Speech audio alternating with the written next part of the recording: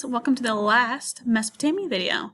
Today we are going to look at the social structure of Mesopotamia, the different civilizations that lived there, and we're also going to look at the different civilizations, the four major ones that settled in the area that we know as Mesopotamia. So we're going to start today by talking about what a class system is. So this is super important because it's going to keep coming back. We're going to look at class systems, especially in the Indus River Valley. We're going to look at them when we get into China, Egypt. So a class system is when society is divided into social groups, and each group has certain rights that are protected by the law. So it's kind of like a social hierarchy. So we kind of have something similar today. You maybe heard of like someone being in the upper, middle, or lower class. It's similar, but this is much different in the way of like they're very structured. So you're divided in a social group, and you have, because you're in like a certain group, you have certain rights and stuff like that that's protected by law. That's not the way it is in the United States. Everyone has the same rights regardless of what class you fall in. But in these ancient civilizations especially, we see this class system come into play here where different groups are on different levels of this pyramid. And so this pyramid here is a good representation of this. You can kind of see here where there's three classes, okay? And the biggest class here is at the bottom. And then we have the middle class and the upper class. Typically, the highest class has the least amount of people in it, and it kind of works its way down. In Mesopotamia, it's a little bit more equal. We'll talk about that here in a minute, though. So let's look at these three classes. The first social class includes the priests, the merchants, the scribes, and the artisans. And these are the people that have the money. They have the majority of the wealth in the society. They have very strong educational backgrounds. So we talked about how with the scribes, they go to school for a very, very long time in order to be able to be a scribe. But merchants sell things, buy and sell things, so there's a lot of money involved there. Artisans would be like artists and writers. The writers wouldn't be as big in Mesopotamia.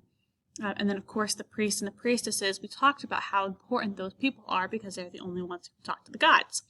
So our highest social class here includes the priests, the merchants, the scribes, and the artisans. And they're the ones that had the money and the education. If you move down to the next level then, we have the farmers and the skilled workers. Okay, this included your pottery makers, your cloth spinners, your basket weavers, your cart makers, things like that. So the farmers and the skilled workers were incredibly important. You need farmers in order to have crops and food and stuff to eat. And you need skilled workers to be able to make the things that you need to be able to kind of live a comfortable life. So a very important class as well, but there wasn't as much money involved. Farming tends to, in a lot of societies, tends to be looked down on a little bit because it's kind of dirty. It's not always the case. We'll find in later civilizations that we study that farmers are very highly looked upon in some places. But here they kind of fall right in the middle, along with the skilled workers. So they are the ones that work the land, that do a lot of the hard work that keeps society moving forward. The last class that we're going to look at with social structure today is the slaves. And there was a good chunk of people who ended up becoming a slave for different reasons. So one way that you could become a slave is through prisoner of war. So if you were fighting against someone, whatever civilization was in power in Mesopotamia, and you get captured, you're considered a prisoner of war, and those people would be taken in as slaves. Another way you could become a slave is if you were just born into slavery. So your parents happen to be slaves, and so then you become a slave just kind of because it's the way it's the life you were born into. And then there's another way you could become a slave. You could also become a slave if your family had to sell you to pay off debts, which sounds horrible, I know. But for some families who didn't have any other options, the only way to pay off a debt would be to sell a child into slavery. And that's not always a bad thing. Some people who bought slaves were not terrible to their slaves, so it was a little bit more okay. It doesn't make it totally okay, but it does kind of make a little bit more sense. Sometimes selling a child off into slavery meant that they would have a little bit of a better life. It's hard telling, but that's another way that a person could become a slave. Now we're going to kind of shift gears a little bit, and we're going to look at some of the major kingdoms and empires that were in Mesopotamia, starting with the very first one in Mesopotamia, which was Sumer. The Sumerians are really when you think of Mesopotamia, most of the time you think of either the Sumerians or the Babylonians, which we'll talk about here in a little bit. But the Sumerians really started it off. They were the first people to settle in this area, the first people to create these city-states. They were in power, so the kingdom of Sumer existed from 4300 BCE to 204 BCE, or 2004 BCE, sorry. Now, talking about timelines here, and I'm going to show you a timeline here in a minute. We're in BCE, which means we are in it used to be BC, but we're saying BCE now. So BCE would be like the before zero, right, before Christ era.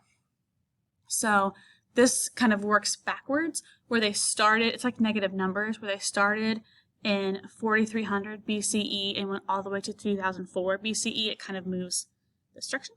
Hopefully that's not backwards on your screen. So I'll show you a timeline here in a minute. It'll make more sense. So here's the timeline. Over here on the left is when the civilization started, and then it goes all the way to here, which would be 2004 BCE. It kind of works backwards from the way time moves now, because it's before the zero. So it starts here on the left, it goes all the way here over to the right, and this is when the Sumerians were in Mesopotamia. Now, towards the end of the Sumerian kingdom, we have the Akkadians.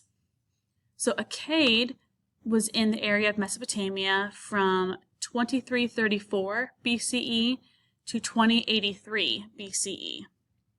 So a much shorter time, kind of around 300 years is when they were in power, as opposed to about 2,000 years for the Sumerians. So they weren't around for very long. They kind of came in, they broke off from the Sumerian kingdom and kind of became their own area. And they added on to the Sumerians. So they existed here at this end time, right in this area. They actually started after the Sumerians and died out before the Sumerians did. So the Sumerians were there before them and they lasted after them. The Akkadians weren't around for all that long. The next kingdom that we're going to talk about here is the Babylonians, which is another really famous empire to come out of Mesopotamia. So we have Babylonia. Babylonia existed from 2300 BCE to 539 BCE. So around 2,000 years-ish. And more like maybe like 1,500 years, somewhere in there. But it was a pretty long kingdom too. It's the second longest kingdom to be in Mesopotamia, only second to Sumer. Now what comes out of Babylonia is this famous king named Hammurabi. And we might read an article about Hammurabi. I haven't decided yet. But Hammurabi is a pretty wicked dude. He was one of the most famous kings or emperors, I guess, in Babylonia. And he was known for his harsh code of laws. So I don't know if you've ever heard the saying, like an eye for an eye, where if like you do something, someone can do it back to you, like that same thing. That code came from Hammurabi. So for example, if you were to steal something from somebody, that person could cut your hand off, which sounds ridiculous, I know. But it's the way he ran his kingdom. And these laws are still they're still known today. They're not like in place. Well, I guess there are some countries that maybe kind of do this similar thing, but you get the point. The point is that it's a very famous kind of set of laws, and we may look at some a little bit later. Hammurabi came out of here. So here's the Babylonian Empire. It started around the same time the Akkadian Empire did. So we start to see some different empires pop up out of Sumer around the same time. So it lasts all the way from here, all the way over to the right. Now, if you were to compare this green line to the red line, obviously the red line is longer. The Sumerians were around for much longer than the Babylonians were. The Babylonian Empire grew really big, and then everyone wanted a part of Babylonia, so it died off pretty quickly too. And so here's some pictures. So these are the Babylonian gardens. It was supposedly super, super pretty, and then the area that Babylon controlled. The last group that we're going to talk about are the Assyrians. So Assyria was in power from 1900 BCE to 612 BCE.